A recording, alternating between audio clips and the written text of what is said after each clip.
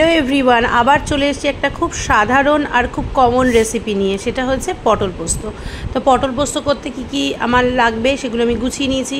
অবশ্যই পটল পোস্ত করতে লাগবে পটল, লাগবে কাঁচা লঙ্কা, লাগবে নুন, হলুদ, তেজপাতা, পোস্ত বাটা তো মাস্ট, আর হচ্ছে গিয়ে ওইদিকে নিয়ে নিয়েছি আমি একটু জাগেরি পাউডার।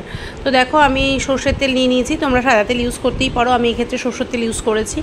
কড়াইয়ে বসিয়ে দিয়েছি, দিয়ে সর্ষের তেল দিয়ে দিয়েছি, গ্যাস ধরিয়ে যেই তেলটা গরম হয়েছে দিয়ে দিয়েছি পটলগুলো, আর একটু নুন আর একটু সামান্য হলুদ দেবো। দেখো দিয়ে পটলটাকে ভালো করে একটু নাড়াচাড়া করে ঢাকা দিয়ে রেখে দেবো ততক্ষণ না পটলটা সেদ্ধ হবে। তবে হ্যাঁ, মাঝে মাঝে কিন্তু কড়াইটা ঢাকা তুলে একটু নাড়াচাড়া করে দেখতে হবে যে পটলটা সেদ্ধ হলো কিনা, না হলে কিন্তু একেবারে পুড়ে কালো কালো হয়ে যাবে।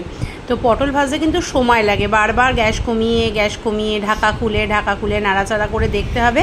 আর যখনই সেদ্ধ হয়ে যাবে তখনই ভাববে তোমার রান্নাটা প্রায় আর্ধেকই হয়ে গেল। তো আমি এরকম বারবার দেখতে যখন দেখলাম পুরোপুরি সেদ্ধ হয়ে গেছে, তখন পটলগুলোকে একটা পাত্রে তুলে রেখে দিলাম, দিয়ে আর একটু কড়াইয়ে দিয়ে দিলাম সর্ষের তেল, কারণ আমার তেলটা মনে হচ্ছিলো একটু কম। তো সর্ষের তেলটা গরম হয়ে যাওয়ার পর আমি দিয়ে দিলাম এর মধ্যে তেজপাতা ফোড়ন দেওয়ার পর তেজপাতাটাকে ভালো করে গরম তেলে নাড়াচাড়া করে যে পোস্ত বাটাটা ছিল, পোস্ত বাটার সঙ্গে অবশ্যই কাঁচা লঙ্কা বাটাও কিন্তু আমার ছিল। পোস্ত বাটার কাঁচা লঙ্কা বাটাটা আমি দিয়ে দিলাম ওই গরম তেলের মধ্যে, কড়াইয়ে ভালো করে দিয়ে ভালো করে দেখো এবার কিছুই না, শুধু ভালো করে নাড়াচাড়া করে ভালো করে কষতে হবে। আর সামান্য হলুদটা অনেকে স্কিপ করতেই পারো, পোস্ত অনেকে সাদা পছন্দ করে, আমি দিয়েছি একটু। দিয়ে ভালো করে পোস্তটা যেই ভাজা হয়ে যাবে দিয়ে দেবো কাঁচা লঙ্কা চিড়ে রেখেছি, কাঁচা লঙ্কা চেরা, আর হচ্ছে গিয়ে পোস্তবার যে বেটেছিলাম বাটিটা ভালো করে ধুয়ে জল, আর কাঁচা লঙ্কা চেরাটা আমি একটু আগে দিয়েছিলাম কয়েকটা, আর কয়েকটা দিলাম একটু পরে। তো ভালো করে এবার নাড়াচাড়া করে দেওয়ার পর যখন পোস্তটা ভাজা হয়ে যাবে তখন আমি দিয়ে দিলাম এর মধ্যে পটলগুলো। এবার পটলগুলো বেশ গামাখা করে ভাজা করে একটু সামান্য জল দিয়ে দেবো, জল দিয়ে ভালো করে কষতে থাকবো।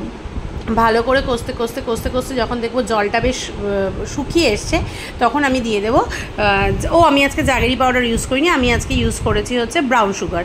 তো তোমরা যেরকম মিষ্টি খাও সেরকমভাবেই মিষ্টি দেবে। তো যাই হোক, এভাবেই হয়ে গেল পটল পোস্ত। খুব সহজ একটা রেসিপি, আমি জানি সবাই করো, তাও আমি একটু জাস্ট শেয়ার করলাম। যাদের ভালো লেগে থাকবে তারা অবশ্যই লাইক, কমেন্ট অ্যান্ড শেয়ার করবে। আর ফেসবুক প্রোফাইল থেকে দেখলে পেজটাকে আমাকে ফলো করে দেবে। আর যারা ইউটিউব চ্যানেল থেকে দেখছো তারা চ্যানেলটাকে সাবস্ক্রাইব করে দেবে, আমার পাশে থাকবে, আমার সাথে থাকবে।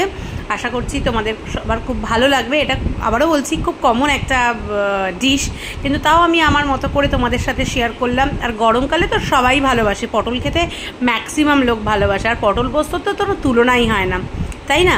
তো যাই হোক, আজকের মতো রাখছি, টাটা, সবাই খুব ভালো থেকো।